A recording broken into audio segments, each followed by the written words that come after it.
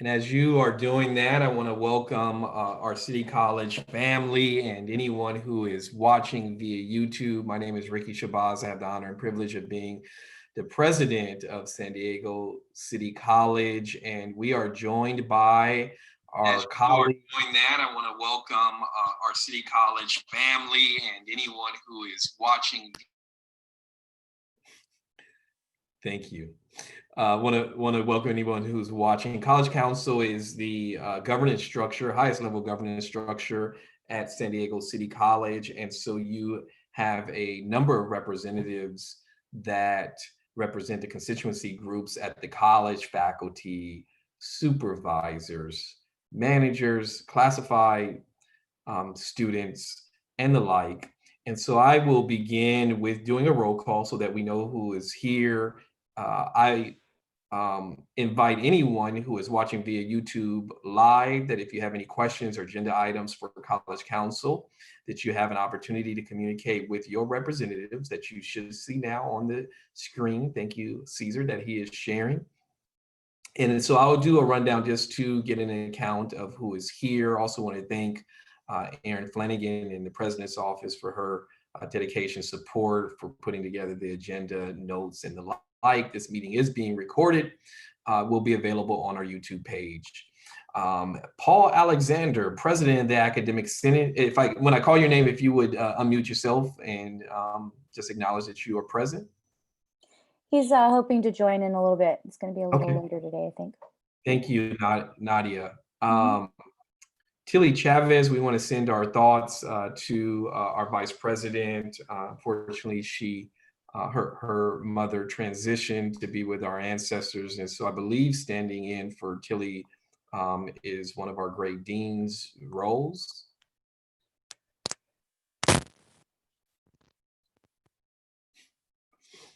Okay, next on the list, Chair of Institutional Technology, Robbie Ewell, another one of our deans. Present. Caesar, we know, is here, our Public Information Officer.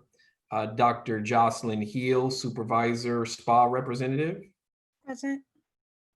Nadia, Chair of Chairs, President of the Chairs Academy. Here.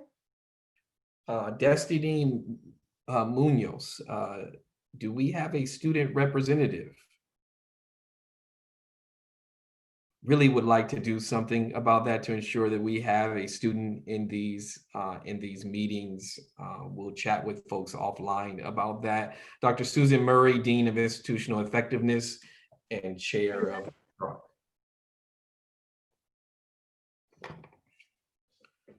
Here. Dr. Masa Amoy, President-elect, Academic Senate. Present. And is it okay, Masa, that I say Masa? Is that okay? Yeah, sure. Awana Payne, President of Classified Senate. Good afternoon. Dr. Luis Perez, past President, Academic Senate. He's in a meeting as well right now. Okay. And I see Sean Ryan, Vice President of Classified Senate. Usually the Vice President isn't there. Roxanne Solis, Acting Vice President, Administrative Services. I'm here. Jeannie Tyler, another one of our deans, the Administrative Representative. Present. Good afternoon. Denise Wisenheim, Vice President, Students.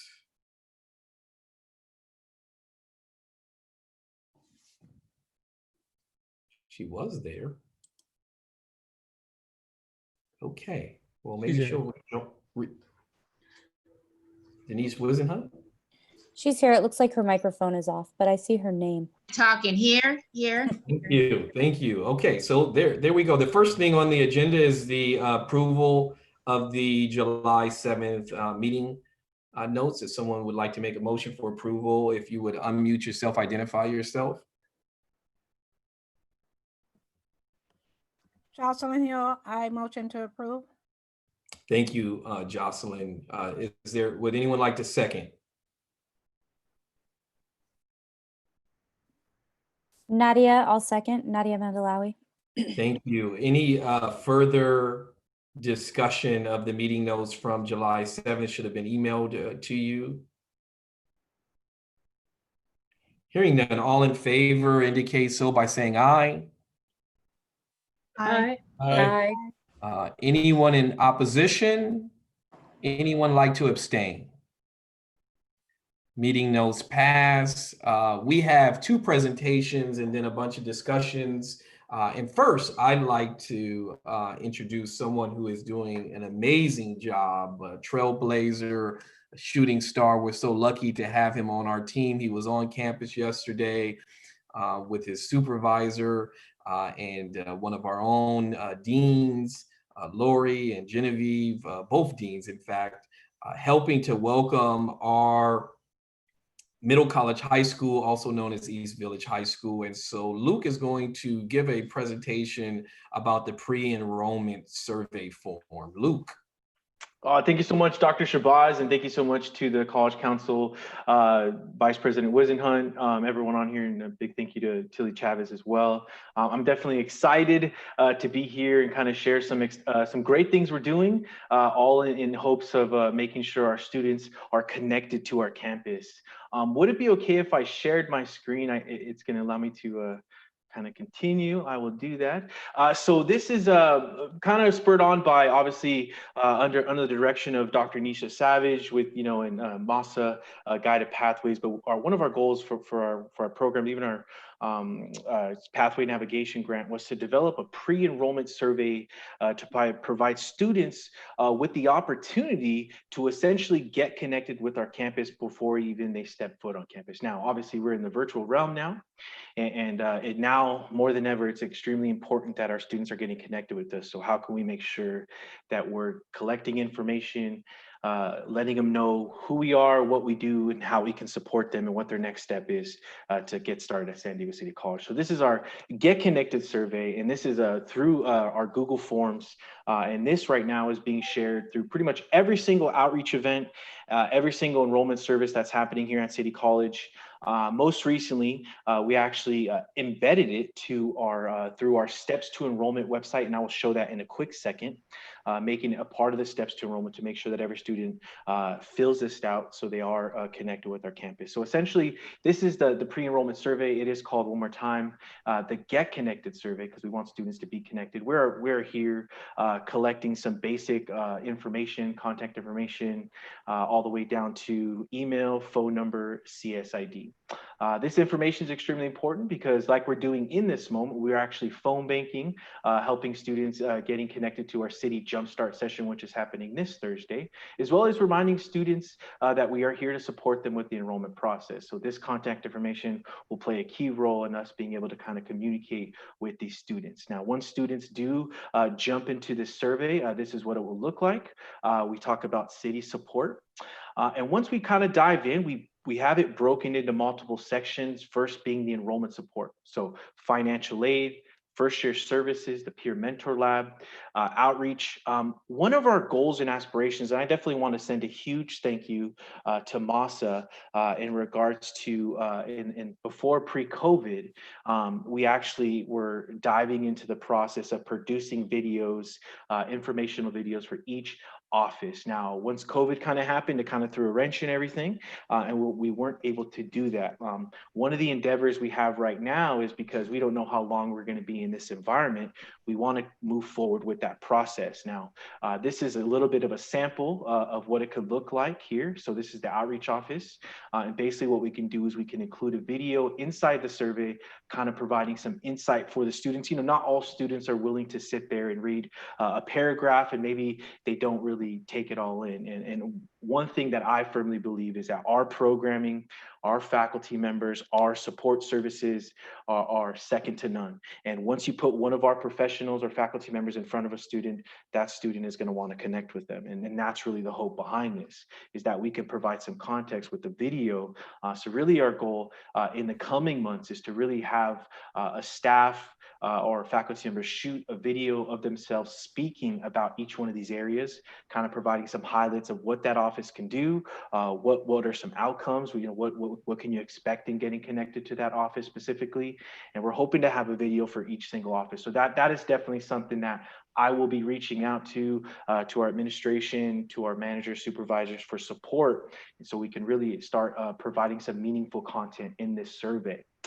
The next section for this survey, if we kind of continue to move forward, is our counseling support programs and services. So CalWorks, City Scholars, our DSPS, Disability Support Programs and Services, Dreamer Resource Center, EOPS, and the list goes on. Once the students, they're able to click as many boxes as they want to choose the offices they would like to connect with. The next section we have is our learning communities. So big shout out to Hubu, Puente, as well as Umoja. The section after that we have is our academic student support services, so athlete support, child development, English Center, etc. One of the most sections, and I definitely want to give some honor where honor is due, is to our Vice President, Denise Wisenhunt, for some guidance on this. And basic needs was a huge thing that we wanted to include in this, and it's something that we definitely want students to be connected with. I think there's some exciting things coming down the pipeline in regards to some potential services we can deliver and execute for our students. And really for the last portion of this survey, we do have a basic needs kind of assessment of some things that if they need support with food, housing, physical health, financial support, mental well-being, that we were able to kind of assess that. And then take this information and deliver it out. Now, once this survey is collected, we do try to send it periodically as we get a few responses, and we do have a list of different program contacts that this will be sent to. And then from there, offices are able to kind of reach out, provide intentional outreach saying, hey, listen, we can support you. We would love to connect with you. This is our contact information, or if there's a application for the process, they can kind of submit that to the student after that. We do have some endeavors of what this survey can be. So right now it is living on our Steps to Enrollment page. So this is our brand new Steps to Enrollment page right here, and where we actually customized and realized that not all students are the same. Not all students come from the same background. So we have 6 custom pathways that students can kind of pursue down. And what we did is we actually embedded the survey inside the Steps to Enrollment. So pathway 1 would be from a student who maybe did like a CCAP course or a dual enrollment course. Pathway 2 would essentially be for a brand new student, never taken a class with us before. And like you see here, we do have the Get Connected survey embedded into the Steps to Enrollment. So that was really, really important for us. Once students do that, they're able to kind of go through the process and do it. I think moving forward, obviously, in consulting with our Associate Dean of Outreach Communications, Ms. Genevieve Esquera, we would love to see this embedded on the front page of the website with a little icon saying our Get Connected survey. That way it's really evident anywhere when visiting our webpage. I think that's an endeavor that we have with us, as well as maybe even including it in all of our websites that would definitely support a student. Moving forward, we've had some really exciting things that came up. And obviously, when we think about taking a holistic approach to supporting students, we understand that one big area that is not included currently in the survey is our academic programs. And that is something I would love to kind of connect students with. Obviously, when a student applies, sometimes they don't really understand what the major is, or maybe by the time they come to us, they change their mind or find something else out. So what can we do? We have another form that we would love to include inside of it. And it is called our pathway form. And essentially what it is, it's kind of a way for students to really identify all the different programs and academic programs that we have here at San Diego City College. And they're able to kind of choose which programs they're interested in. Now, this can be important if we're thinking about doing some intentional in-reach. We can send students specific emails and say, hey, listen, we understand that you're interested in this program.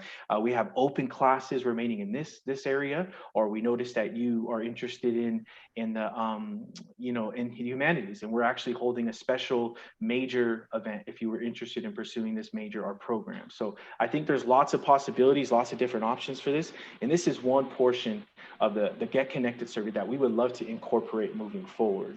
After this, moving forward, we would definitely love the support of the campus to see what we can do to update some of these descriptions. We understand some of them are a little lengthy, and obviously these were pulled from our brand new catalog, so we're able to kind of take that content. But we also know that maybe these descriptions aren't the most friendly, user-friendly for students to just read on their own.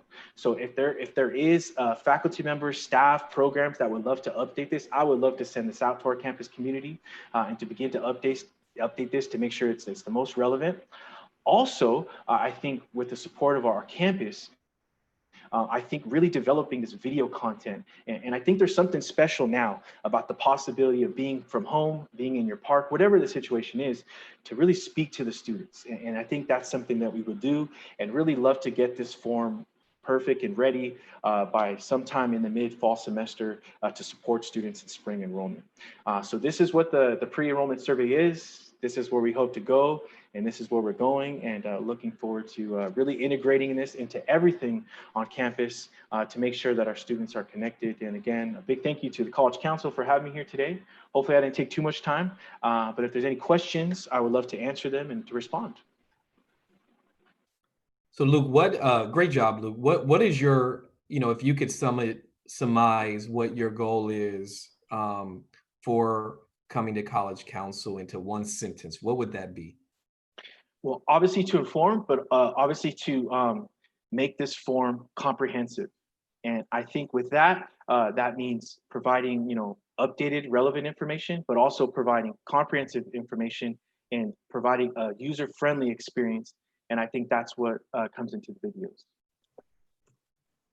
Okay. Any questions for Luke?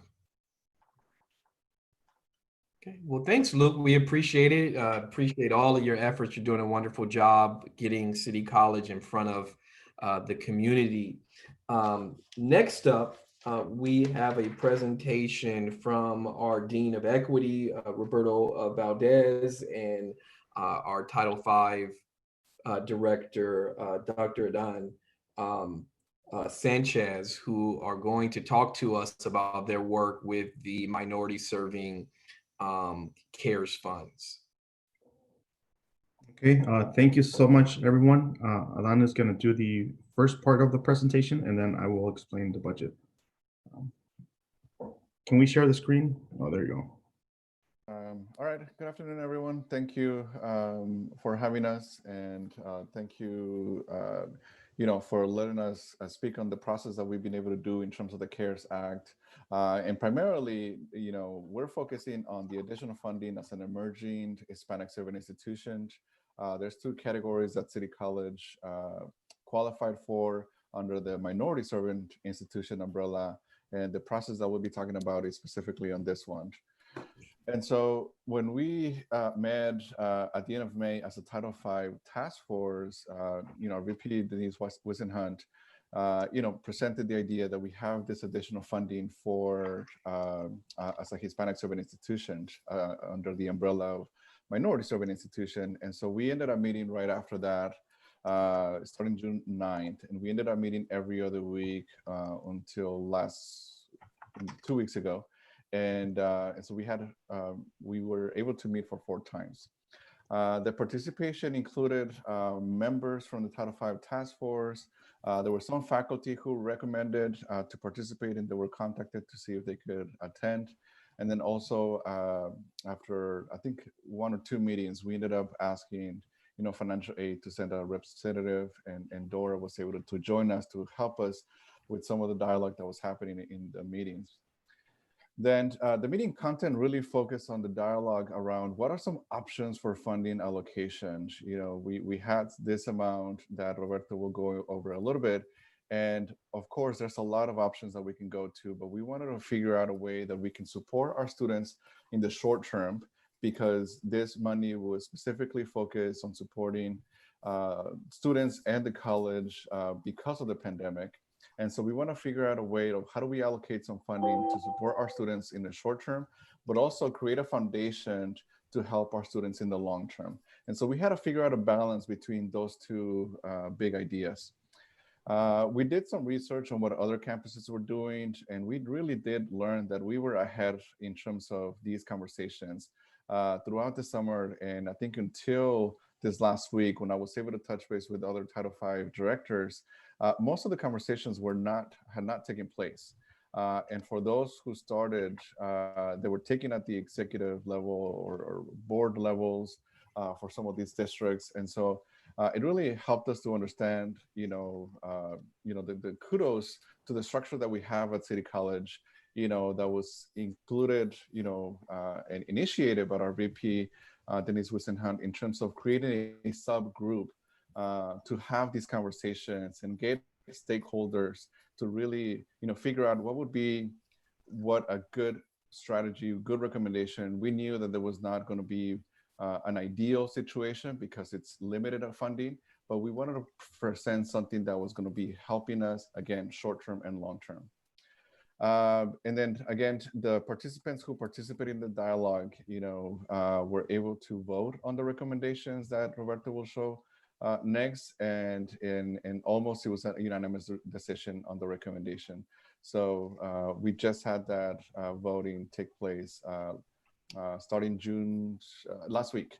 So just last week that we promoted the voting and closed the voting. So I'll hand it off to Roberto now, who will focus on the budget. So I'll switch screens. Okay. Can you see the screen, Roberto? Yeah. Okay. So we got, the allocation was 300,000 to, my bad. 302,000 with $82. As a group, if you can scroll down a little bit, Alan, as a group, we came up with 2 recommendations to provide some direct aid to our students, 250 students and $250 per student. And that will be for the fall and also for the spring semester. We also invested heavily, or we want to invest heavily in professional development. So we have Faculty Academy, $30,000 in this fall and in the spring. And also the Classified Academy, $20,000 for the fall and the spring. We're still looking at a possibility of embedding a software to translate our website, and that's we allocated about $15,000. And the mental health and the counseling also, we wanted to work with both Puente and Umoja, and we allocated about $62,082. So that's the recommendation from the group. Like Alan said, it was almost approved unanimously. I think it was only one person who one or two people, but long story short, this is our recommended budget, and we just wanted to get your input.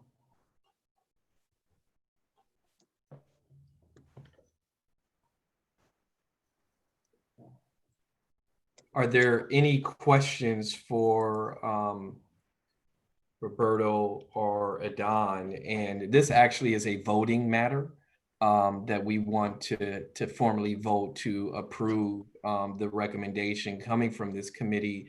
Roberto, would you or Adan mind, and maybe I missed this, and I hope I did, or maybe I hope I didn't, the piece about Umoja Puente mental health?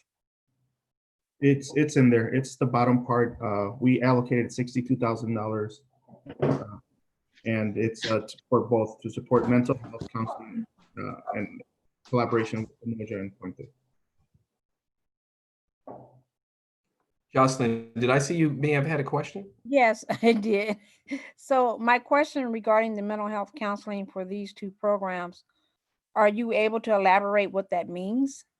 And just these particular 2 programs were identified? So that's a great question. We are working with Leslie, Dr. Perez, and Dr. Charlens to see what this looks like. These are the 2 initial programs that were entertained, but we can consider other programs on campus. But that was we still have to figure out what the collaboration looks like. And Denise? If I can share too, that's great feedback, Roberto, is that there has been within the faculty interest considerable discussion of those particular programs recognizing the disproportionate impact of students that they serve, and what role might mental health be in embedding support in those particular programs. So the focus is basically there to embed support, mental health support for those programs. and doing some assessment in that. Mhm. Yeah, and this is a recommendation that came forth from the faculty, and this is above and beyond what we're already doing in mental health. And Jocelyn, I can assure you, you're in just a couple of moments when Denise shares the institutional cares fund, going to see mental health listed a second time. So this is in addition to the traditional work that frankly is great work that's already going on by Leslie and her team. Thank you. That answers my question. Any other questions? Hearing none, would someone like to make a motion for approval of the use? Well, real quick, Denise, this 302,000, is that encompass of the ASI funds? You No. want to talk briefly about that? Sure. So I think it was in good discernment that the president opined that a way of approaching this is to work with our existing HSI entity, well structured under the leadership of Dean Valadez and our program manager Sanchez of Title V. So that particular HSI group, the planning group committee, are provided the recommendations of what you see here today. But under MSI money, there's an additional roughly $17,000 that have not been allocated that the federal government gave us to provide support for our Asian American students. So we will too convene a group of faculty, staff, and students to address how we would allocate that money, for we received an additional $17,000, and we would like them to be engaged in the intentionality of planning for those particular resources. Great. Appreciate that, Denise. And so we will be seeing a plan coming forth led by Roberto for the ASI funds. So would someone like to make a motion for approval of this plan? This is Caesar. I'll make a motion to approve. Great. Would This someone is like to? Awana. This is Awana. I'll go ahead and second. Great, thank you. All in favor, or actually any further discussion? I do have an item. Was this included in the pre that went out to folks, or were folks seeing this for the first time? First time. Yeah. So what I would ask, and is Caesar, you'll have an email from me. I'll ask that future presentations that we, and this is new, so this is not being held against the current presenters, but I'll ask that these documents be done ahead of time so people can look at them prior to the meeting. But I appreciate folks. We'll put together a document that talks about college council presentations, but in a perfect world, we'd like to put this out before we vote on it so that people have a better chance to analyze it. But certainly appreciate the work that went into it. Had a chance to visit, I think, twice. And so, kudos to Denise and the entire team who worked on this. Any further discussion? All in favor indicate so by saying aye. Aye. Aye. If anyone in opposition and/or would like to abstain? Hearing none, motion carries. Roxana, are these funds on site already? Do you know? Not yet. I was told that it should be by the end of the day. Okay, great. And so we will rely on Denise, Roberto, and Adon to notify those folks who are going to be getting those funds. And I assure you that mental health is something that I have been speaking openly about. Our students, our employees, we are under a great deal of trauma operating in this place. And so I commend the team. And frankly, let me further commend Doc, one of our amazing counselors, for recommending that even though these are HSI funds, that in the collaborative effort on our campus for our Black and Brown folks to work together, that he recommended that we included Umoja in this allocation. And as a lover and a study, someone who studied, a student of history, you can't find a Latin American country that does not have Black people in it. And that's a conversation for another day. But I commend Doc and the entire committee for their efforts to be inclusive with these funds. And so thank you all very much. The motion passes. Please get this money in the hand of the programs and the students who need it. Great work, everyone. Can you, Caesar, share the agenda again? I believe, well, those are our two presentations. I believe next we should have an update on the institutional cares funds, and I'll turn it again over to our wonderful Vice President, Denise Wisenhunt. So Caesar, you may need to stop sharing so Denise can share her document.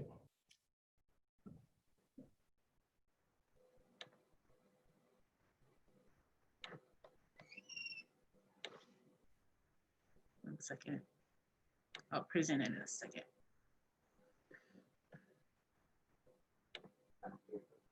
I'm doing a presentation.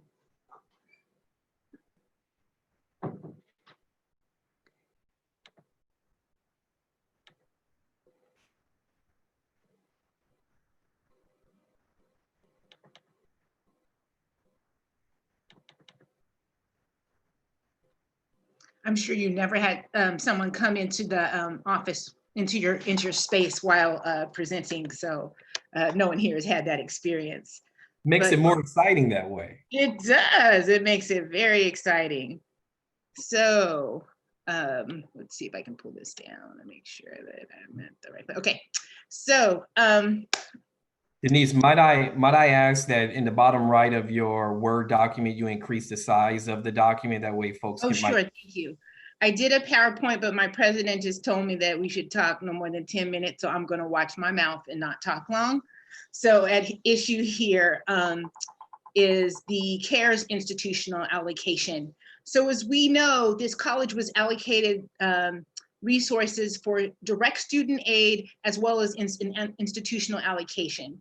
That totaled some $297,532.80. 50% of that money was for students. I will share with you, just so you may be aware, that we've given out some $717,000 of that funding already in the spring, and we gave out about $200,000 this summer. So our goal is really to give resources in the fall, and hopefully to plan it that we'd be able to strategize to give resources for the spring, as we see this as an enrollment support as well for our students. So as I share,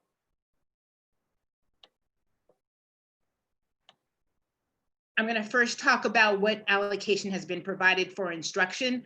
Note that there is a CARES committee. I've talked to you before, shared information with you about the CARES committee, which is a part of our participatory governance process. So we have voices from we have student voices that sit on that committee. We also have administration, as well as classified professionals that sit on that, and also represented from SPA, as we have the leadership of our financial aid department sit on this committee, which is absolutely critical. So the online success training for faculty, there is a recommendation to spend some $60,000 for professional development for faculty mentors. For hardware and software to support online learning, we have allocated some $450,000 for that. And then it's further delineated below how that breaks down. Some $100,000 in faculty support, as I mentioned, course materials for OER, which is the online learning, that's so that students don't have to always have books, but get it electronically, about some $100,000, virtual labs for CTE and science of about $150,000, and $100,000 for laptops, docking stations, Wi-Fi hubs, and web cameras for staff who do not have a college issued one, or something failed, it needs replacement. So that is some $100,000 allocation there. So again, the total allocation for hardware and software support for online learning, some $450,000. Technology for employees, we've allocated some $250,000. That's including specialized software and Wi-Fi devices, laptop docking stations, web cameras for people who don't have them. And then, let's see, servers for storage and connectivity for employees and improvement to NetLab, some $50,000. Professional development for distance education for classified employees, SPA and managers, some $50,000 there. And in the area of student services, some resources for expanded online student services, looking at a district-wide in our discussions on a software that's called Cranium, which is a little bit more, it's a little bit more advanced than Zoom. It's highly regarded. And also some counseling support for SSSP and summer hours, which would total some $100,000, and other text messaging. Our students of ability need communication devices, using resources for things like QLIS and an app, and then also mental health support for students. And I think, Jocelyn, you spoke a little bit about that. And I just saw something recently that talked about how the rate of suicide ideation has taken off in the country. There are some real mental health issues our students are processing, so resources for that. And then the remainder is set aside for PPE and facilities, which is some $308,000. 308, I'm doing just like you, Roberto, $308,766.40. That's PPE for employees, facilities consideration, plexiglass, wipes of that nature, and Nancy's for hard to convert labs. And that's it. How do you spend 1.648766? This is how we are recommending that we do that. Great, thank you, Denise, and to all of the folks who served on the committee that made this recommendation. Before I open it up for communication or discussion, rather, because this is another voting matter, there were a lot of questions from some, well, I shouldn't say a lot, there were questions from folks who inquired about whether or not this money could go to students. And the answer technically is yes. But being that the California community colleges are so vastly underfunded, you can see we're planning to use the institutional. So there were two pots of money, if you will, the 50% that went directly to students, and kudos to the financial aid office and Denise and her team members who got that money in the hands of students very quickly. And then this is that second 50%, which we're saying that we're still dealing with COVID. Like, we're still dealing with the secondary effects of COVID, the number of employees who don't have laptops, the software, and the host of other things that, frankly, while we would love to give the students this second 50%, we are in a very dire need to use these funds to offer instruction moving forward. And so I just wanted to address that piece. Would like to open it up to College Counsel for any questions about these resources.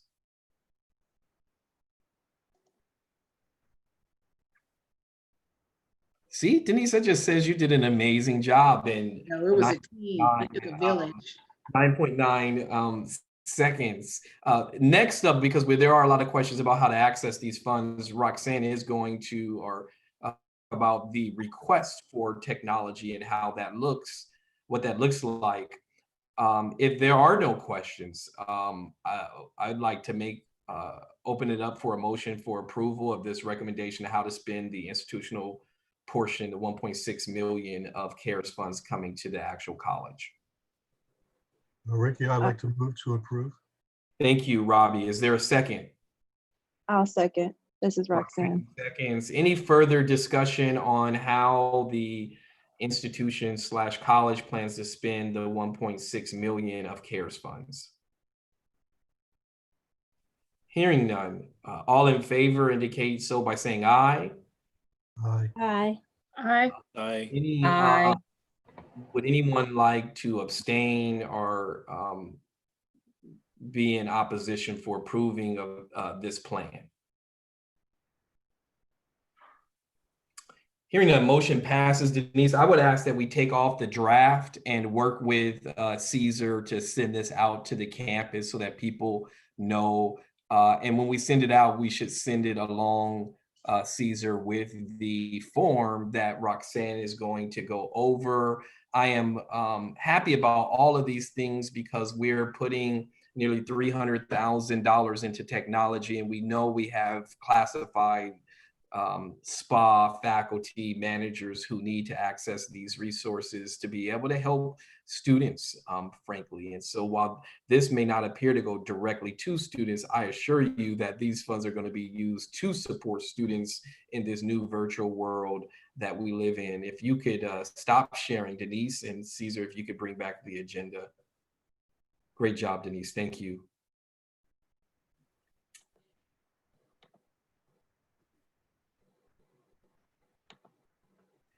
The next item, number 5, is I'm sorry. Next is 4B, which is sharing the form, and I'll turn it over to Roxanne to talk about the form. Caesar, if you could share the form, and we'll be sending this stuff out. I would say let's plan to send it out on Monday of next week, and we'll also be talking about it in our convocation presentation.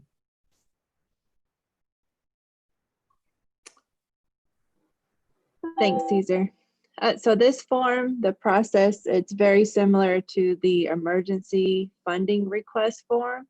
It's pretty much where we will need, the requester to go through their manager or dean, and that ultimately will end up in the hands of their division vice president, which will be then sent to the vice president of administrative services, where funding is assessed, and then ultimately a conversation with the exec cabinet for approval.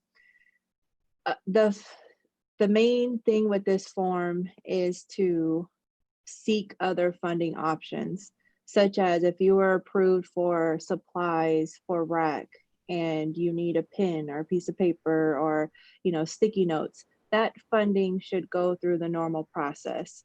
This is emergency funding, and as Denise already laid out, it is very specific as to where these type of funds are going to be spent.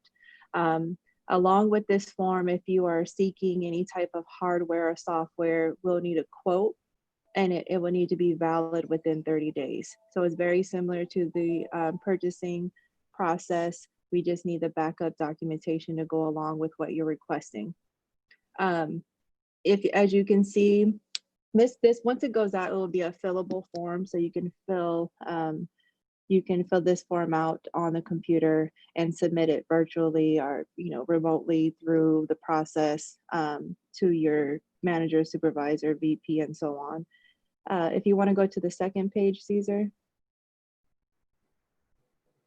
As you can see, this is the approval process where we will need to be sure that everyone is aware and sees this and it is approved by the requester, the dean, the vice president, and then ultimately it will be discussed and the person will be notified whether or not the funds have been approved to spend.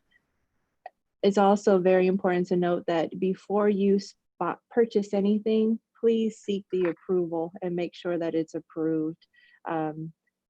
We do not want to dedicate these funds to something that is not based on the layout that Denise just presented. So again, please just follow the process. This form is very similar to our emergency funding request form, and it needs to go through the same procurement purchasing process that our district has. Does anyone have any questions? I think the great job, Roxanne, for putting this together. Any questions for Roxanne? And Caesar, if you can go to the first page of this document, please. Okay. So we know that people have technology needs. We also know that we've set aside money for this, and we have to be sure that, because we have reporting connected to these funds. And so we have to be sure that what we're using these funds for are in fact as a result of COVID. And so this is, as Roxanne said, not to replace something that you could normally use your budget for.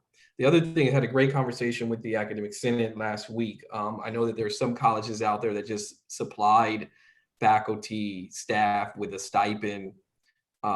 We chose not to do that. We have buying regulations and that sort of thing. And so we're trying to pool our resources that if we have to order computers, that we meet the specifications. Robbie and his team and district IT spent a lot of time setting these laptops up. There are specifications that go to software and the like to make sure you can actually use the laptop. I would hate for someone to go buy a laptop, and I know I've done it, a $300 laptop, and then found out that, you know what, I got to load Microsoft, I got to load Adobe, I got to load all of these things.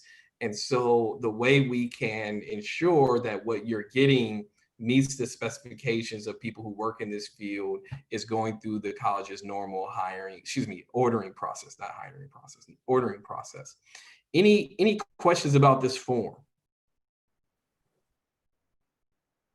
So hearing none, this will go out in an email with the allocation. Caesar, if you can work with Denise and Roxanne to make sure that gets out on Monday, that would be great. And Roxanne, are these funds on site? Same scenario. I'm getting an update this afternoon.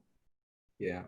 And, I want to make sure we get these funds out, just like the MSI funds, because folks do have needs, and we want to support our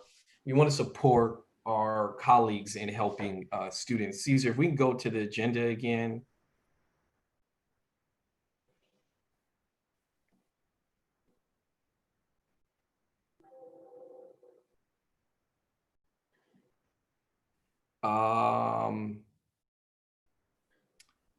I'm going just for sake. So convocation is on Thursday, August 13th. Caesar Kim sent out a reminder of that event. I guess, Caesar, are you going to share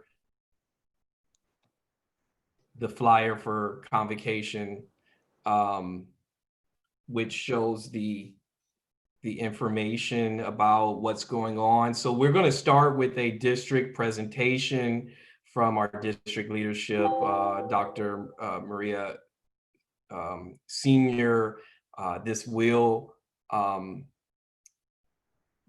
be the last convocation of our great chancellor, and it took me, got really kind of reluctant to even say it that way, but I'm sure she's going to have her remarks, and then certainly our AFT Guild president, Jim Mailer. And so they will speak first for about a half an hour on a separate YouTube, Caesar, if I'm not mistaken, and then we'll come to our college YouTube for our presentation. We'll do our best to emulate what we would do if we were in person. So we'll have our constituency group leaders welcome. I'll try to speak for 20 to 30 minutes, and then we have a special presentation from Dr. Melina Abdullah, who is a huge supporter of ethnic studies. And we're working on a number of grants to align both science with social science using ethnic studies, and the data that says that Black and Latinx students who are in these sciences tend to do better if they're co-enrolled in an ethnic studies class. And so looking forward to that presentation. Hopefully you all mark it on your calendars. We're looking forward to it. Any questions about convocation?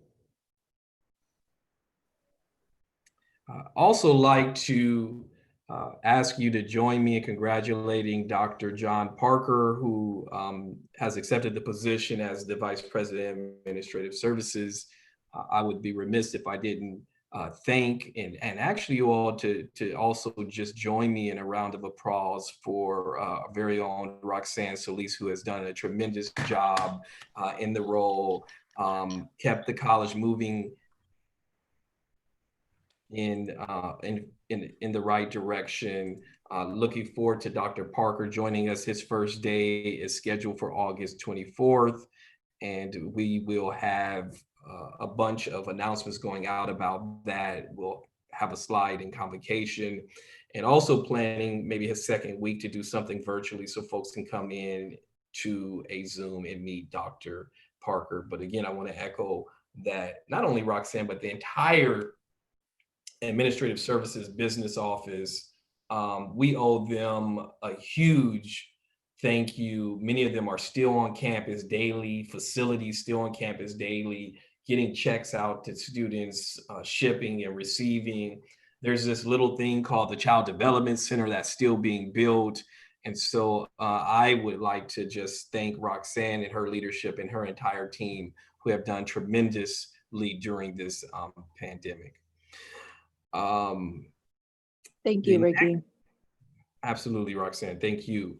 The next piece is an ongoing discussion about the recruitment of the San Diego Community College District College Police Officer after our wonderful chancellor's announcement. A number of people reached out to me voicing concerns how we could move forward with this hiring given the hiring freeze. And so we had a conversation with the chancellor. She heard you all. She had a chance to reflect on this matter. And I'm happy to report that this matter has been placed on hold. So we are not moving forward with the hiring. And so you all absolutely have been heard.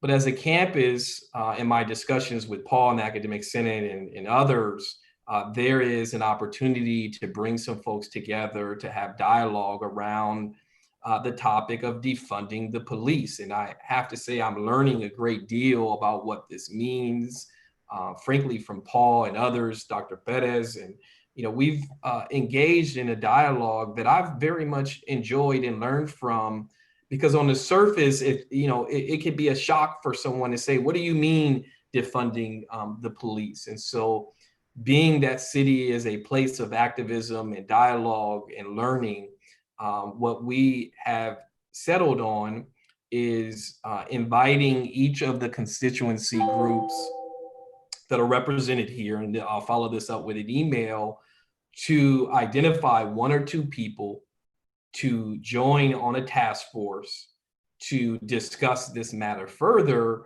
to see and reimagine what does it mean for City College to support, discuss this notion of defunding the police. It is a matter of resources. It is a matter of mental health. It is a matter of supporting students and employees. And even more importantly, it's a matter of everyone's safety and wellness. And I've learned a great deal in the last month about this topic. And I believe we want to dialogue about this. Paul, not to put you on the spot, but or Luis, any other thoughts about that subject?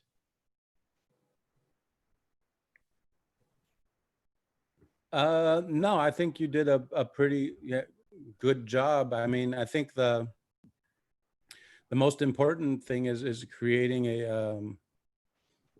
a way to facilitate real conversations to make sure that people so that we can move forward together, primarily as a campus, but as a district. And so I appreciate your positions and the way that you've been willing to work with us and speak with, the chancellor, and I'm cautiously optimistic moving forward. So yeah, thank you for your leadership on this and for creating a method for us to continue to move forward and reimagine kind of our campuses and the way they look and relate with the police. Thanks, Paul. Any other thoughts on this topic? Hearing them, what I'll do Monday by the end of the day, all of the College Council representatives will get an email from me explaining this a little bit more in detail, asking you to identify one or two people to serve on this task force along with myself, to have dialogue around this topic. This is a national discussion that's going on. We see K through 12s reallocating resources from their police departments to other things like counseling and libraries and mental health.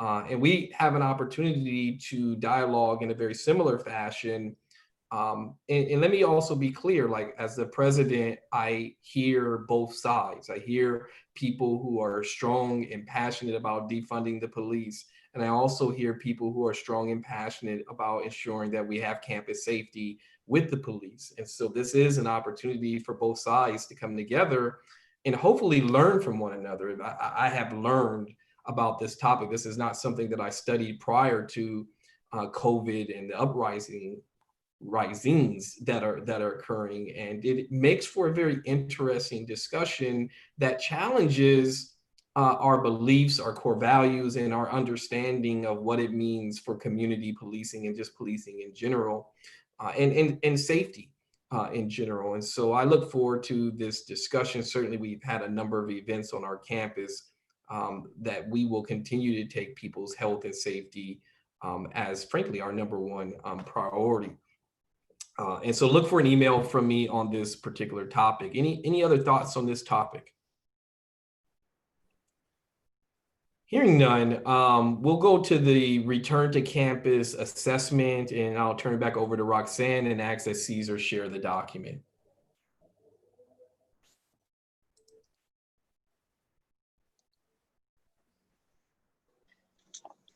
Thanks, Caesar. So starting August 10th, let me just go over the existing process right now. The existing process is if you are trying to access your space on campus to retrieve documents, to retrieve your chair, whatever the case may be, you would ask your supervisor. The supervisor will ask the VP for approval, and that once the VP approves, that information is sent to me. Every morning, a list is submitted to facilities and campus police and dispatch. There's a number of lieutenants and sergeants that get this information that are assigned to City College. And they primarily are here for our safety. As you know, our campus is closed, there's activity on campus, and they just want to ensure that everyone comes on campus, gets what they need to get, and then they leave safely. So with that, after that list is sent and starting August 10th, I'm going to be contacting each employee that wants to come on the campus and send them this self-health assessment. Meaning before you come to campus, we'll need to go over these things and make sure that as it's laid out in this form, you do not have a fever greater than 100.4. You're not coughing, sneezing, or have any flu-like symptoms. And there wasn't any recent international travel or recent contact with a person that has been exposed to COVID-19 within the last 14 days. So this is going to be a part of the process now that we need to implement. I know our sister campuses have already started this. So as of August 10th, we will be requesting that you do a self-assessment before requesting to come to campus. And that is just to keep everyone safe. As Ricky already mentioned, we have employees that technically never left the campus that are keeping operations of our great campus afloat. And we just want to ensure an even extra step to make sure that everyone is safe and healthy while we're here. Are there any questions about that? Thanks, Roxanne. And this will be another document that will go out in a separate email next week that includes the plan that the district put together about hard to convert classes. And we realize that there are a very limited number of classes that will need to access the campus, exercising social distancing, exercising this self-assessment. So we want to do everything in our power to ensure everyone's health and safety. Any questions about accessing the campus or this document? We will send this to you all. We'd ask that you share with your constituency groups. The number one question that I receive almost daily, and I got it today, and that is, I need something, or my homework environment is not conducive. You know, how can I access my office? Roxanne, do you want to answer that question? Sure. So if you need to access your office or a space on campus, please go through your supervisor or manager to get the approval.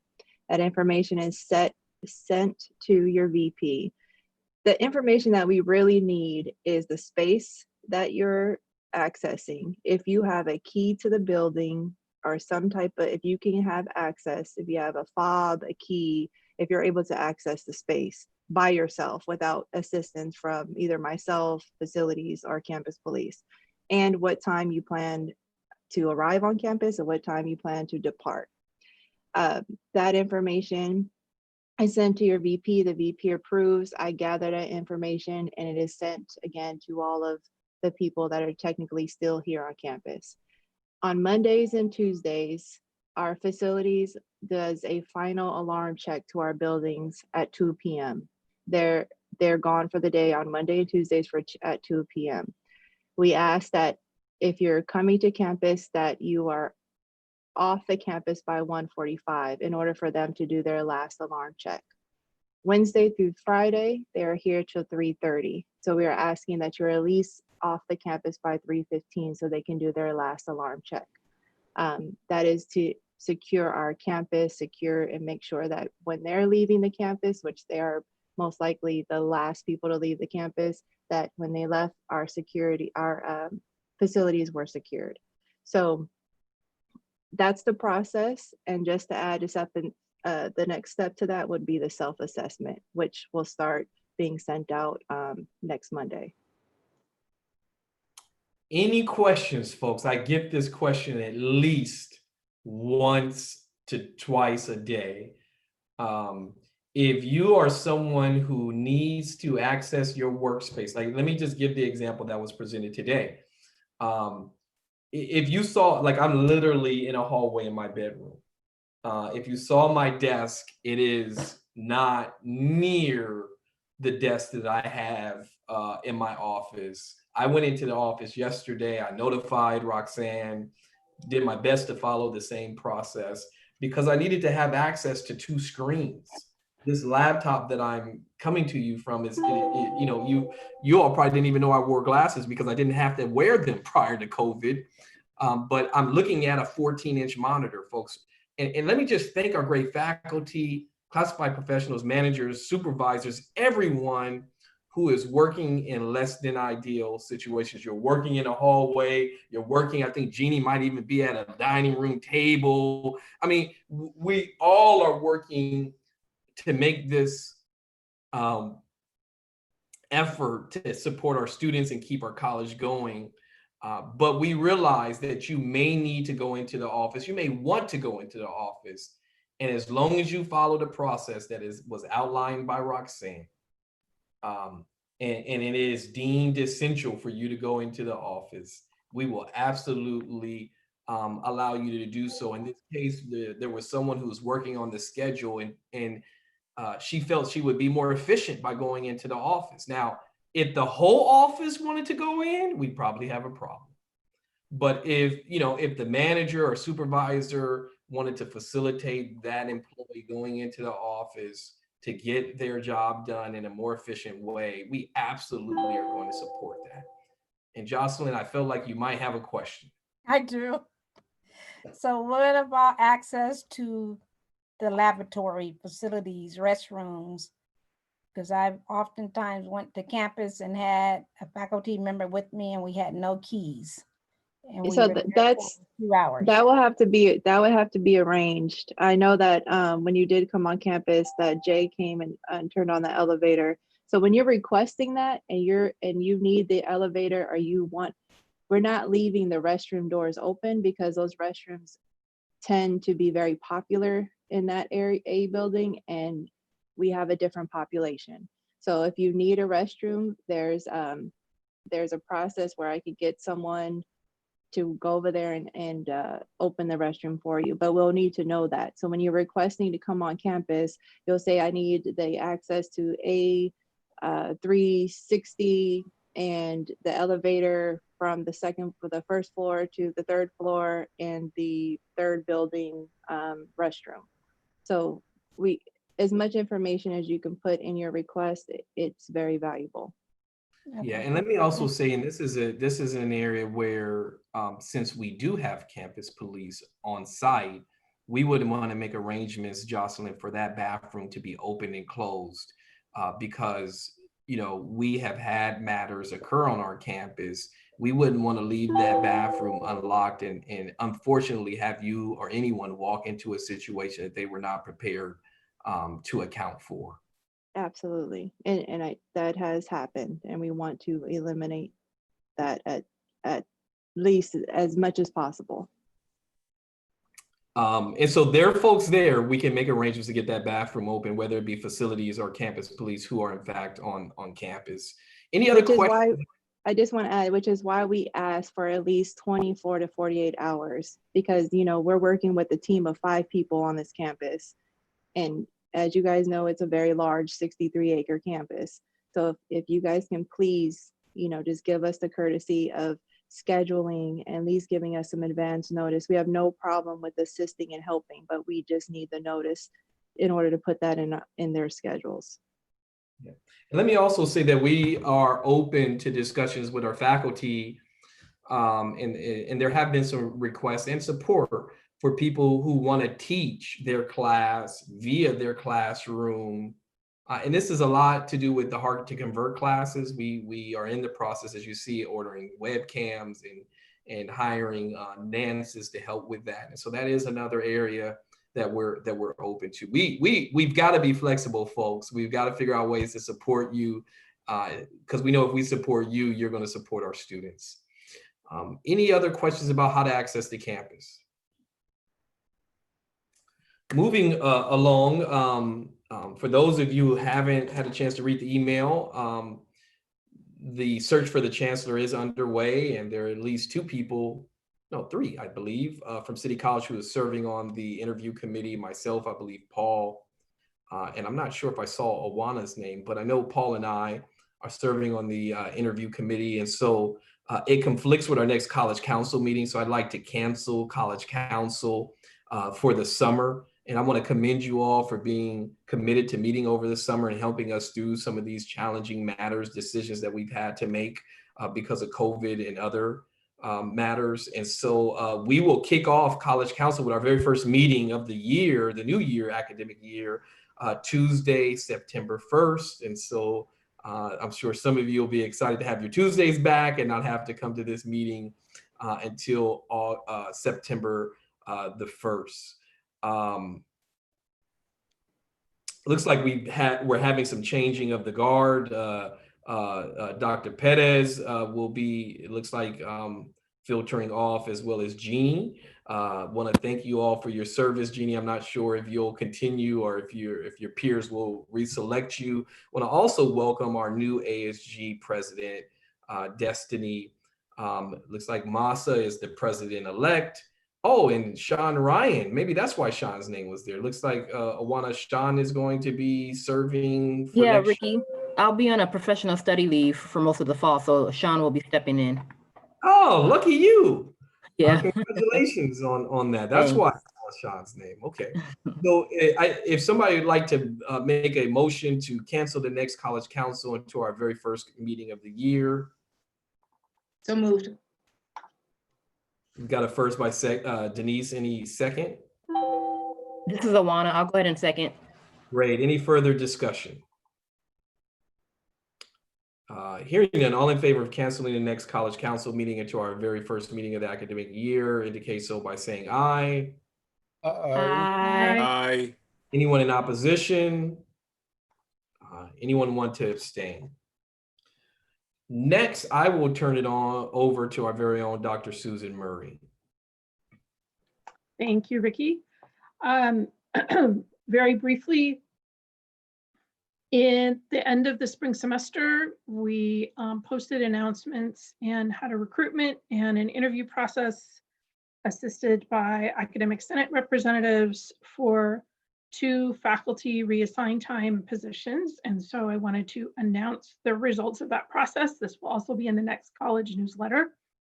Catherine Schaefer, nursing faculty, is going to be the faculty accreditation coordinator for the development of our midterm report, which will be due next spring. So that position is just for the fall semester because we will be focusing on having a draft ready to circulate for approval before the end of this coming term. And the other position is a faculty co-coordinator for guided pathways.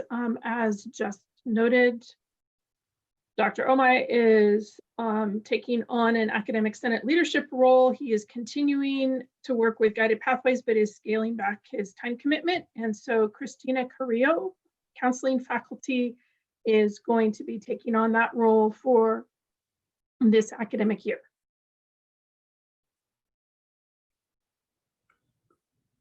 Great. Any other announcements, Susan? I think the last thing was to just share an update on our campus planning forums for the development of our college-wide strategic plan, educational master plan, facilities master plan that we had intended to start in the spring and moved off campus. When we moved off campus, we put those on hold, but we might be able to hold them in person this fall, and that clearly is not going to be able to happen. So we will move ahead with having these virtually. These will be a combination of a live Zoom event and some other asynchronous opportunities to share input and provide feedback and answer questions so that we have a mixture of both interactive and asynchronous opportunities to reach as many people as possible. So thank you, Caesar. This flyer is going to be distributed. We're still working on the specifics for the facilities master plan in terms of the time of day, but we'll move ahead first on September 4th with the strategic plan and educational master plan. September 11th will be the facilities plan, and then in November we will have an event focused on our community partners that will include some college representatives. So this information will be on the website at the address indicated. We'll send out the flyer. We are asking people to RSVP via Eventbrite so that we can be sure to get you all of the information that you'll need to participate. Great. Thank you, Dr. Murray, again. And we really do need everyone's help getting people to these events. These are very important to the accreditation of the college, that we update our educational master plan, our facilities plan, and we have community input. And so Caesar's going to have that flyer in College Council and, excuse me, in the monthly newsletter, rather, in the newsletter. And I'm going to be talking about that during convocation. Really do need the help of the faculty, classified, SPA, managers, students to get people to those events so that your voice can be heard. Susan, under the circumstances, I think some kind of survey may be necessary in case people can't attend, so we can calculate, we can tabulate that data. I'm both excited about this because Zoom hasn't been as bad as I thought it could be, other than just being in a Zoom meeting for 12, 13 hours a day.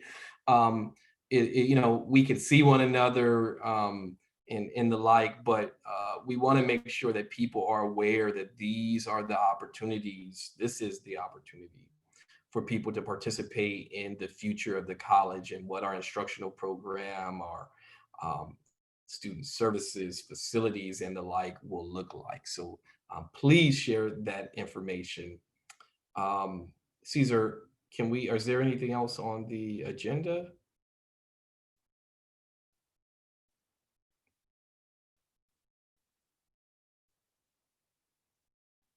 So Jeannie says no, so that must mean there's nothing else on the agenda. Are there any other announcements for the good of the order?